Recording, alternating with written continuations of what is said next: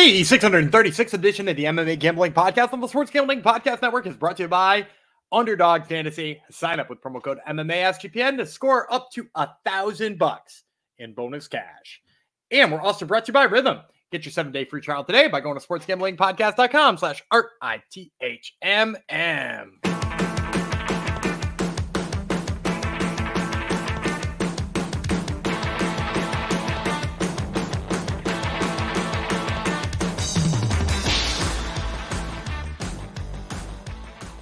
What is up, guys? It is Gumby Vreeland here again with the 636th edition of the MMA Gambling Podcast on the Sports Gambling Podcast Network. Today, we're going to be breaking down LFA 190, an exciting card filled with flyweights for some reason, and I really do love me some flyweights. So I'm getting really excited to break this one down. If you guys are watching us on YouTube, which first of all, you should be, and you can subscribe with the little button right below my face. If you don't like notifications, turn those off. Doesn't matter to us. We appreciate every single subscriber. So first of all, watch on YouTube. But if you are watching on YouTube, you'll notice there's nobody here with me today. Much like my breakdown of Road to the UFC, doing this one solo, maybe just with, Chuck Liddell and Dirk Nowitzki here. Those will be my guys around for the ride today as we break down this exciting card. I am going to be back tomorrow with UFC Vegas 96 prelims, and then the day after main card, Ryan Jarrell, who joined us for the Dana White's Contender Series episode, will be back for both of those. So you got that to look forward to. If you do like these solo episodes, this is a good one, but this will be the last one of those. Jeff will be back later on in the week, all that kind of good stuff. And I know I got a lot of requests out there for PFL this week. I know PFL 9's there, and I'm sleeping on it. PFL 9's got crazy odds on all their fights. The closest odd fight was Shamil Mustafayev, and he's like -300. I mean, we could probably dig into the prelims and find something there, but bottom line is PFL just blowouts top to bottom, and you could hear me sit here and talk chalk the whole time, but that's, obviously not why you come to watch me. You like to find somebody who looks for a couple of dogs. So skipped out on PFL. Same thing. KSW, just maybe not as popular along our viewers as LFA. So we decided to stick with LFA 190 here. I'm going to run you down 5 main card fights, 4 of which we already have odds for. For some reason, the odds haven't come out for the 5th one yet. We're going to be running down those 5 main card fights. And then I'll give you the lightning round picks once again, as I know you guys love. So before we get to any of that, let us first talk a little bit about our merch store. The SGPN merch store has everything in it. 10% off right now with promo code football. That's right. Everything in the merch store is 10% off with promo code football.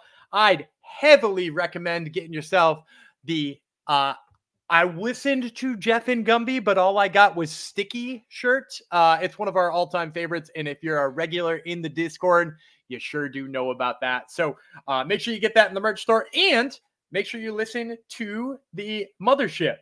College football kicks off this week, and you should turn into the Sports Gambling Podcast, and make sure to subscribe to that and the College Football Experience as well. Both of them are going to be giving out week 0 picks and all of your favorite futures for the college football season.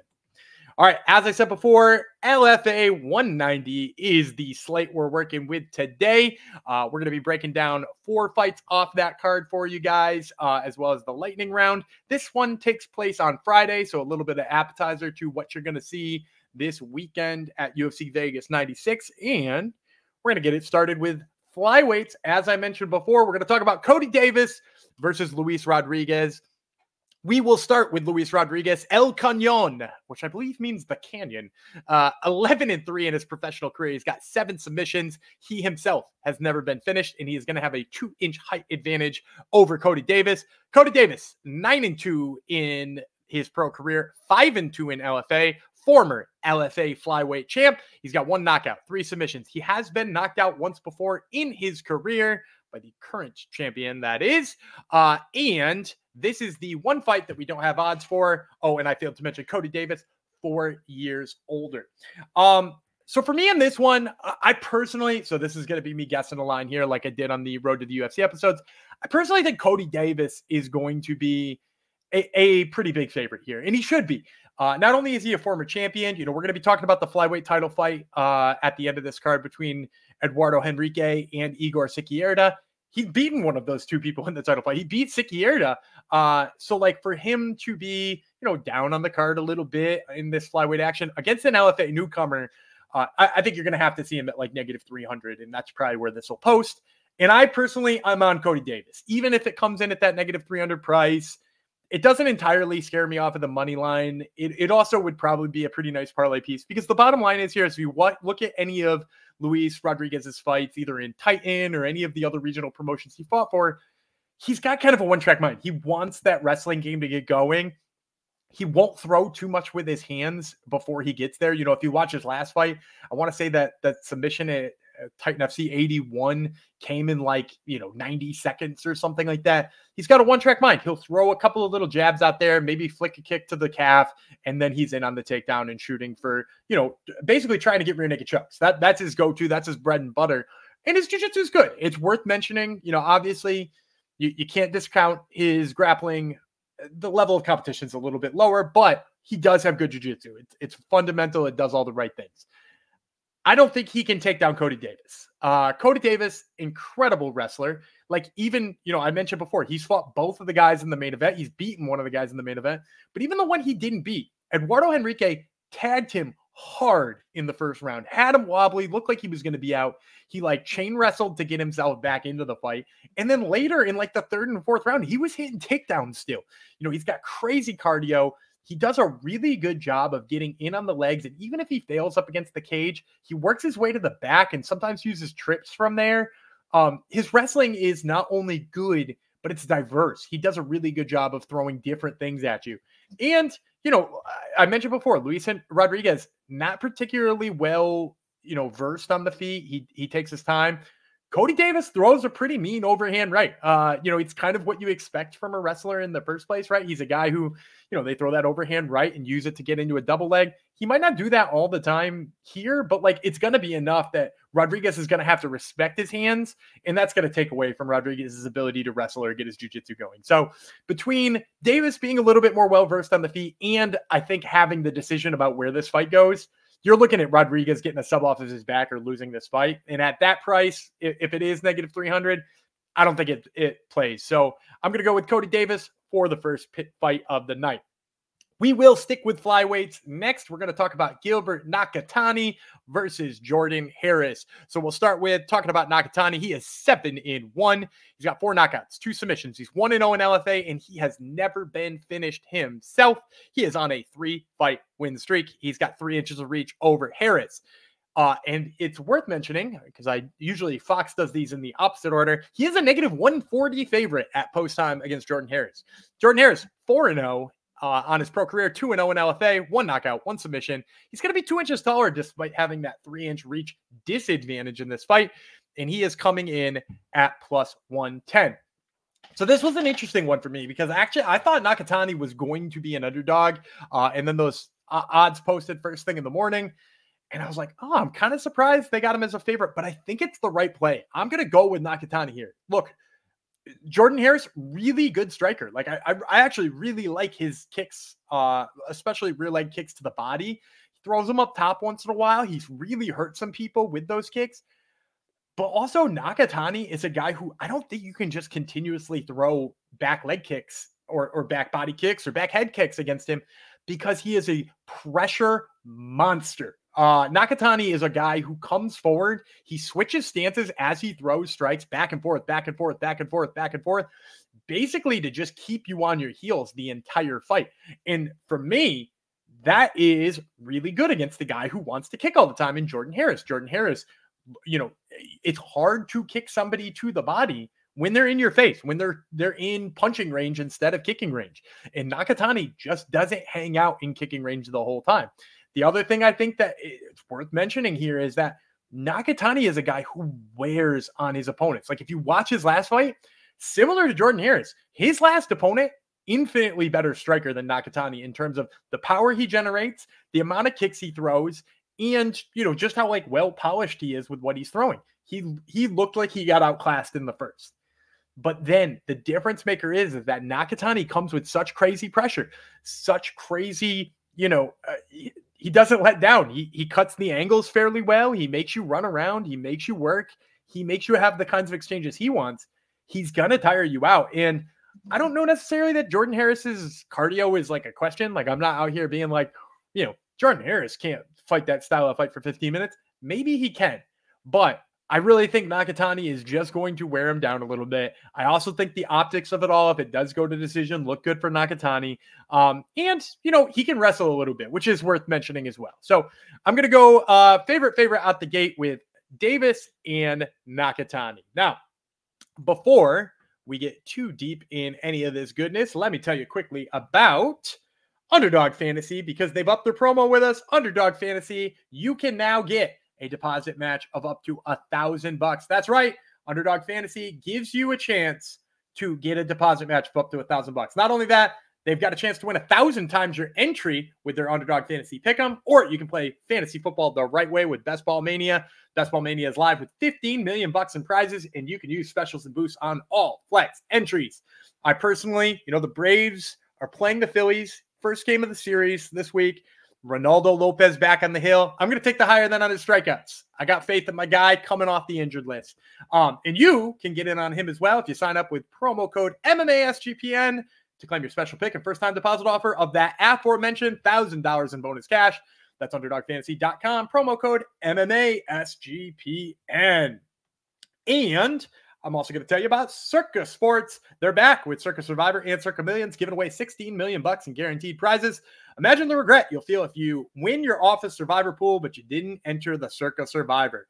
And if you don't have a trip booked for Las Vegas yet before football weekend, the Ultimate Contest weekend is a great time to do that. Go hang out with Ryan and Sean and enjoy some of the open bar events at the greatest sports book in the world, August 22nd through the 24th. That is oh so close. Use promo code SGP15 to save 15% off on your hotel room for sign-up weekend. Remember that you sign up in person at Circa Sports between now and September 7th, and you use a proxy to play from anywhere.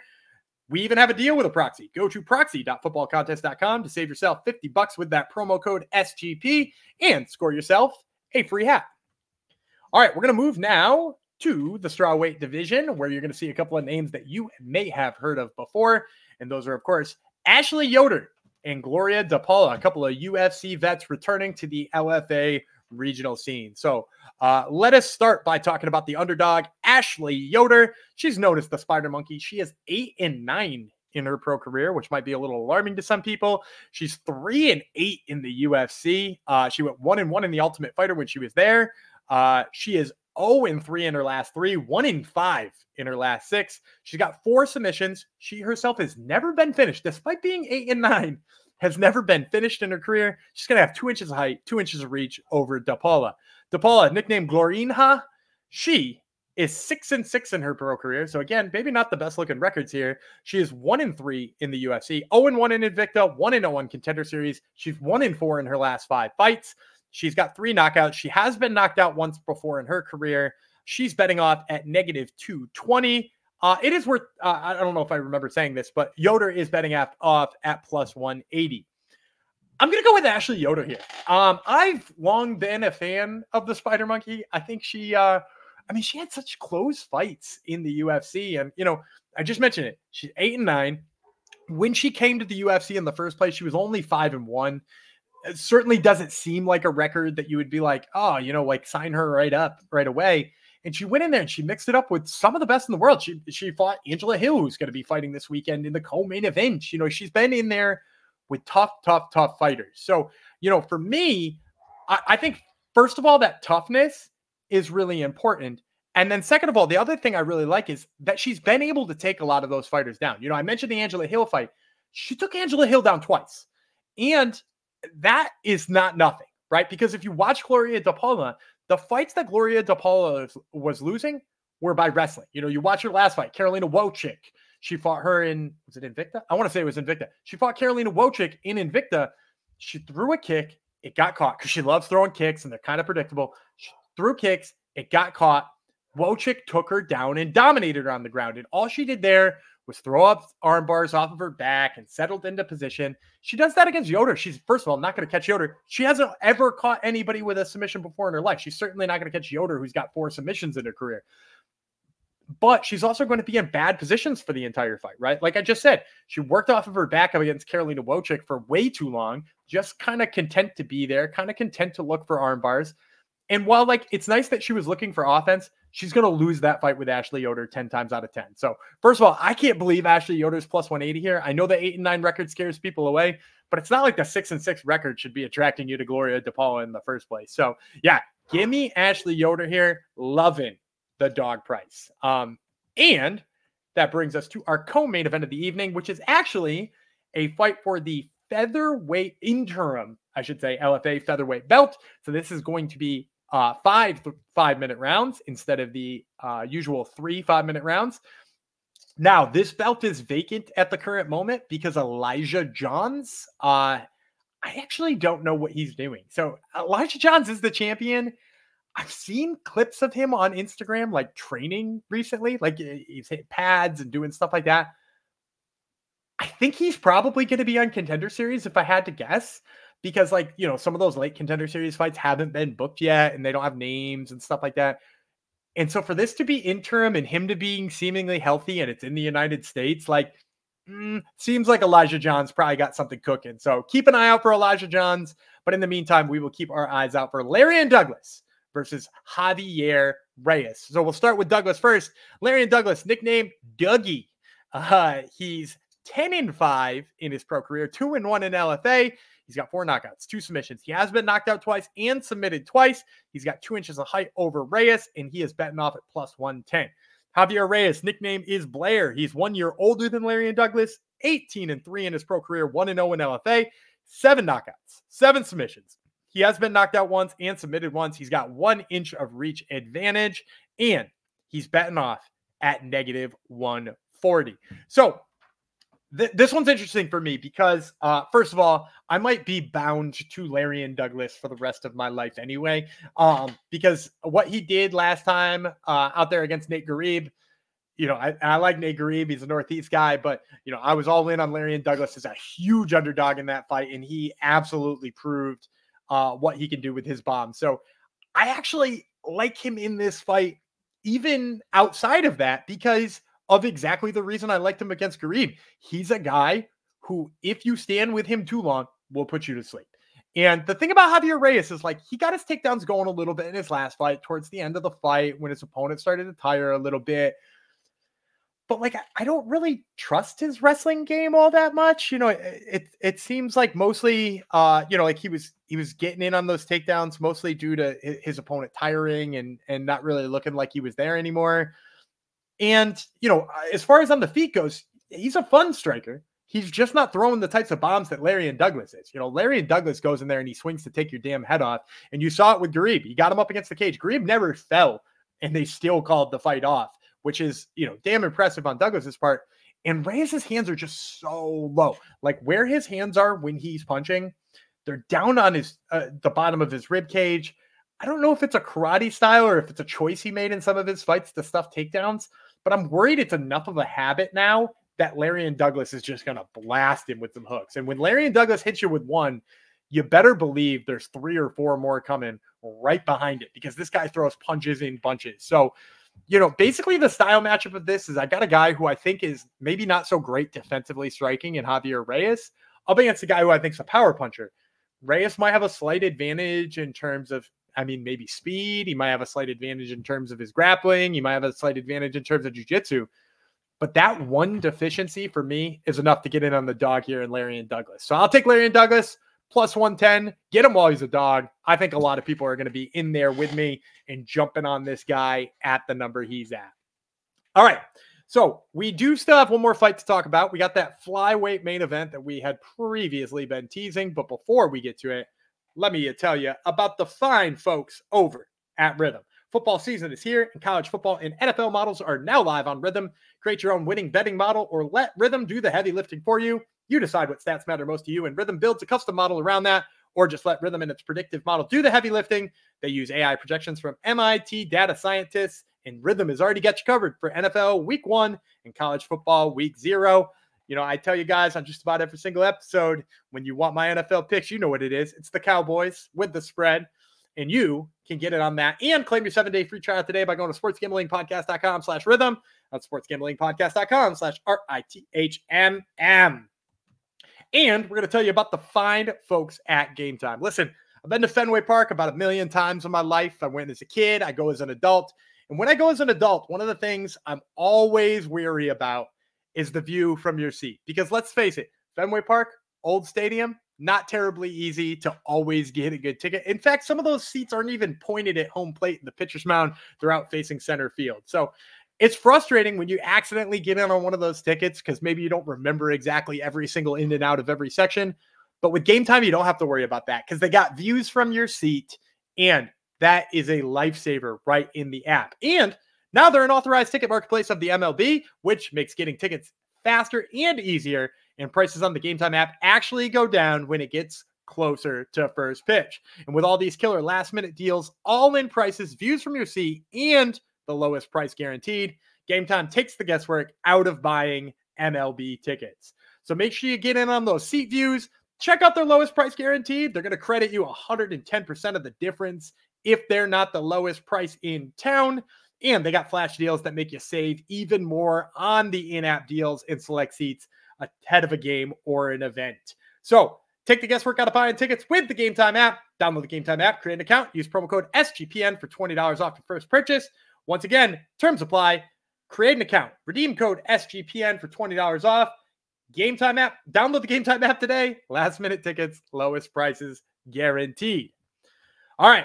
Like I said, we got one more fight, and then I'll hit you with that lightning round. We've got a flyweight title fight between champion Eduardo Henrique. You sometimes hear him referred to as Eduardo Chapelin, and he is going to be fighting Igor Siqueira. That's the challenger in this fight. So let's start with Chapelin, Eduardo Henrique Chapelin. He is 12-2 in his pro career, 2-1 in LFA, and he is their current champion. 5 knockouts, 4 submissions. He has been submitted once in his career. He is coming in at a whopping -350. The challenger, the golden boy, 10-2, 4 knockouts, 4 submissions. He has been knocked out once and submitted once, and he's coming in at +275. So this one's easy for me. -350 on Chapelin and on Eduardo Henrique. Probably not high enough. This will probably be -500 by fight time. I don't mean to hate on Siqueira, but if you watch his fight, and not that MMA math matters, right? Because one of these guys lost to Cody Davis and the other one didn't lose to Cody Davis. If you watch his fight with Cody Davis blitzes him with a couple of those aforementioned overhand rights and, mixing some hooks in there. And he had him on the run. He had him hurt. He had him working. He had him not entirely sure of himself on the feet. And then, of course, gave him some takedowns too.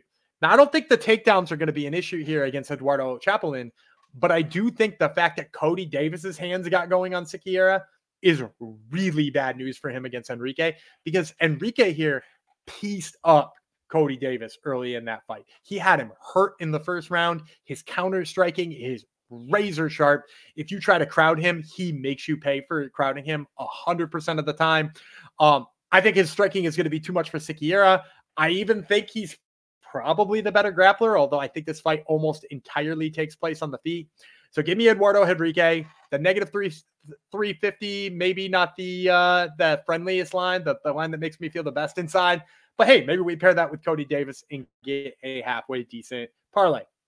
All right, let me recap for you first, and then I'll hit you with those lightning round picks. In the main event, I'd like Eduardo Chapelin. Co-main event, Lerryan Douglas. We like Ashley Yoder. We like Gilbert Nakatani, and I like Cody Davis. All right, real quick, let me hit you with those lightning round picks. The first one I'm going to go with, it is over on, actually, they're sort of tempting this as a main card fight too. I'm going to take Luis Franciscinelli, which I had to write myself a little pronunciation guide for that one because it is a long name and it sounds Italian. Franciscinelli, but it is the Brazilian. I'm going to take him over Victor Cuix. And I really like him in this fight, mostly just because of the length. I mean, he's a 6'6" welterweight, and obviously the 3-0 and the stoppages look really good on his record. QX being so much smaller and being a guy who kind of likes to strike a lot, I mean, I think this is a tough matchup for him. So the lines right now are pretty close on that one. So make sure you shop around and get the best line possible. But I like Luis Franciscinelli. And then the other one I'm gonna throw out there for you guys is Richie Miranda. I know he's fighting on this card and he's kind of been moved down the card a little bit. The guy's the real deal. I really think we're going to see him at a much higher level than LFA one day. The line's not out for his fight yet. I'm guessing, he might be a massive one. Maybe he's one you try to pencil in alongside of Eduardo Henrique and Cody Davis. Because it might be negative 300, it might be negative 500. But at the bottom line is Richie Miranda, an absolute beast. He should cruise pretty easily there. So there you go. That's 7 picks for you for LFA 190 this upcoming Friday.